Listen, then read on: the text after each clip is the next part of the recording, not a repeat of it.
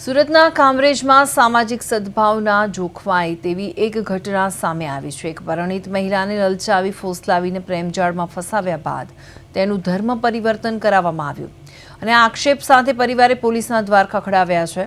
આ મામલે રાજ્યના આરોગ્ય મંત્રી પ્રફુલ્લ પાનસેરિયાએ પીડિત પરિવારની મુલાકાત લેતા રાજકીય માહોલ ગરમાયો। કામરેજ પોલીસ સ્ટેશનમાં આપવામાં આવેલી અરજી મુજબ એક શખ્સે પરિણીતાને પોતાની જાળમાં ફસાવી ધર્મ પરિવર્તન કરાવ્યું અને હવે તે પરિવારને ધમકાવી રહ્યું છે। આ ઘટનાની ગંભીરતાને જોતા મંત્રી પ્રફુલ્લ પાનસેરિયાએ પીડિત પરિવારને આશ્વાસન આપ્યું। મંત્રીએ આશંકા વ્યક્ત કરી છે કે આ કોઈ સામાન્ય ઘટના નથી, પણ એક સુનિયોજિત એક રેકેટ હોય તેવું લાગી રહ્યું છે।